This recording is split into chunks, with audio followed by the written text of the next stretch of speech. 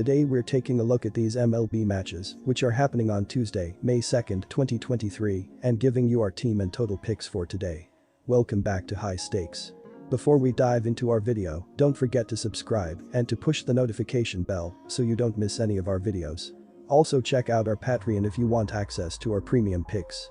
Our Patreon is a way for us to help you improve your chances of making more money, and if you are interested in props and parlay picks, check out our new channel High Stakes Props and Parlays, where you can find our player props and parlay picks predictions. You will find the link to our Patreon and to our new channel in the description and comments section below. Los Angeles Angels vs St. Louis Cardinals. The Angels avoided a series sweep at the hands of the Milwaukee Brewers, 18-10 Sioux, second in NL Central, on Sunday, by shutting them out 3-0. Starter Jose Suarez picked up the win by going 5 innings and giving up only 2 hits, both singles, and striking out 6 Milwaukee batters. First baseman Jake Lamb gave Los Angeles the only offense they would need by going deep in the second inning off Milwaukee starter Colin Ray. DH Shohei Ohtani also homered off Ray. Ohtani's blast measured 162 feet above the field, the highest a ball has been hit since StatCast started tracking in 2015. First baseman Jake Lamb also hit a home run for the Angels in the win.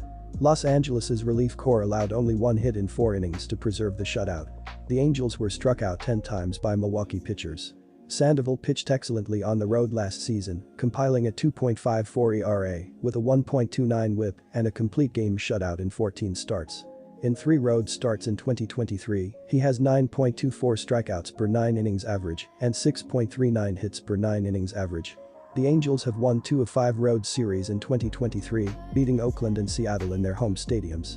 Maltz has not been effective at State Farm Arena recently, compiling a 6.14 ERA there in 2022 and owning an ERA close to 5 there so far this season. St. Louis is playing under .500 at home so far, going 5-8 there and losing their last series to Arizona 2-1. They were swept by Atlanta at home earlier this season. St. Louis has lost 5 of their last 6 games against the spread and 2 of 3 at home. The Angels have covered the spread in 4 of their last 6 games overall. Most trends point to a Los Angeles victory on Tuesday. Take the Angels. Plus 1.5 runs. The Cardinals have gone over the point total in 4 straight games at home and scored a combined 24 runs during their recent 3-game series with Arizona at State Farm Arena. Los Angeles has gone over the point total in 3 of their last 5, and they have scored at least 5 runs in 5 of their previous 7 games. St. Louis is currently ranked 6th in the league overall in batting average and hitting a robust .286 at home this season, which is good for first in the MLB. The Cardinals are also ranked 4th overall in slugging percentage in their home arena, .454, so they are capable of scoring in bunches during home games. The Cardinal pitching staff has struggled at home, compiling a 4.76 ERA there versus a 3.80 ERA on the road. Maltz has not had success at home recently. He had a 6.14 ERA in 6 games at home last season, and the trend is continuing into the new year, 0-2, 4.91 ERA.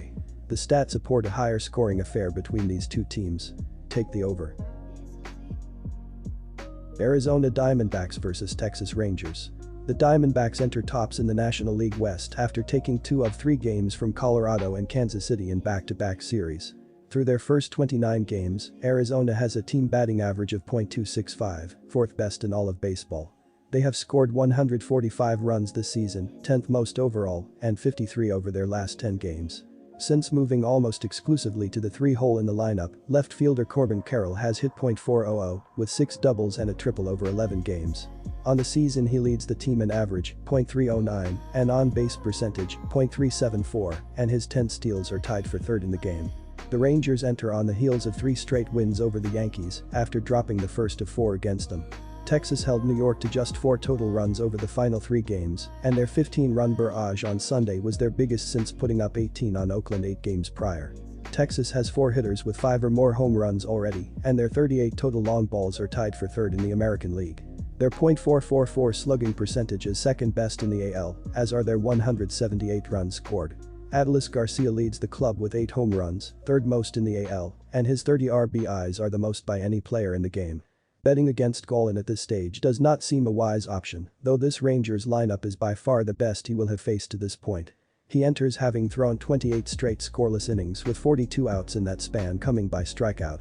The dude is straight up locked in right now. The team is 5-0 in Golin's last 5 starts when their opponent allowed 2 or fewer runs in their prior game, per pickdawgz.com.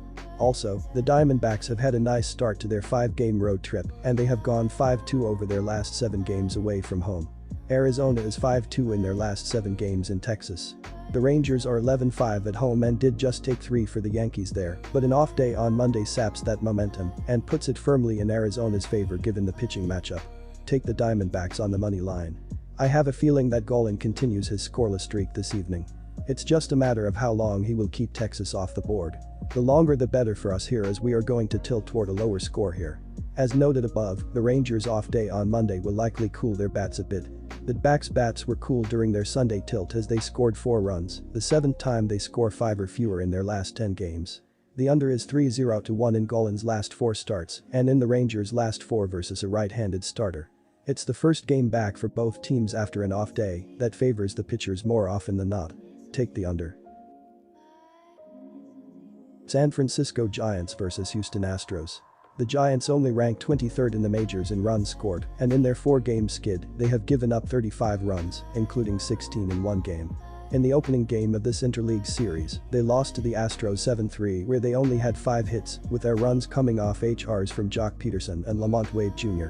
San Fran ranks in the middle of the pack in terms of runs scored, and J.D. Davis leads the club with 6 and 17 RBI. The Giants have been hitting HRs, 9 players with at least 4 of them, but their pitching has struggled and they rank 28th in the bigs in team ERA. Mitch Haniger had 2 HR in 2 games before the last one, and he has played well since starting the season on the IL. On the season, San Francisco is only 4-10 on the road. The Astros are the hotter team coming into this game, winners of 2 in a row and 7 of their last 10 games, while the Giants have lost 4 in a row. Brown is coming off a gem where he did not give up any runs in 7 innings, and in 3 of his last 4 starts, he has not given up any runs. The Giants lineup is dependent on hitting HRs, but Brown has not given up a long ball in any of his 5 starts. Look for him to pitch well again facing a San Fran team that has scored 7 runs in the last 2 games. Desclafani was pretty good in his last outing, giving up 2 runs after giving up a total of 7 in his previous 2 starts. He will pitch decent again, but the bullpen, which only ranks 28th in bullpen ERA, will have issues. Houston will not light up a scoreboard, but they will get a few runs while the Giants will struggle at the dish. The Astros will take Game 2 and send San Fran to their 5th straight loss. Take the Astros. While the 2 key head-to-head trends point to the over in this game, the last game went under, and that is the pick I am leaning towards in this game. The Giants have scored 7 runs in their last 2 games, and they will not get much at the plate in this game. Their lineup has been solid in hitting HRs, but they still only rank 15th in runs scored. They will not get much off Brown, who has not given up any HRs in 5 starts and has not given up any runs in 3 of his last 4 starts. Desclafani will give up some runs but not many, and look for the San Fran bullpen, which ranks 28th in bullpen ERA, to continue to struggle. Still, the Giants will not get lit up, and add that to their struggles at the dish, it means this game will go under. Take the under 8 runs. Cincinnati Reds vs San Diego Padres. After taking the first 2 games of the series, the Reds dropped Game 3 after giving up a run in the 9th to break the 4-4 tie. 3 Reds were able to log multiple hits, and Nick Senzel railed off a solo shot in the 2nd. Nick Lodolo was on the mound for Cincinnati, and he struck out 7 while allowing 3 runs over 5 innings pitched. RHP Graham Ashcraft will get his 3rd road start of the season. On the road so far this season, over 11 innings, Ashcraft has given up 4 runs and walked 6 while striking out 11. He's been a little more inconsistent on the road this season, as his away ERA is 3.27 compared to a 2.10 posting on his home mound. This follows his trend from last season, but his K rate has been higher overall, as has his ERA. Both of these positive trends are encouraging for the second-year pitcher. While his walk rate has ticked up slightly, Ashcraft has continued to pitch well with runners on the bag and has done a solid job leaving runners on base to close the inning. The Padres seem to have found their hitting groove as they railed off 27 hits over their last 17 innings. While Wacha has struggled at home so far this season, he's thrown well against the Reds in the past, and this is an optimal matchup for him to get back in the win column.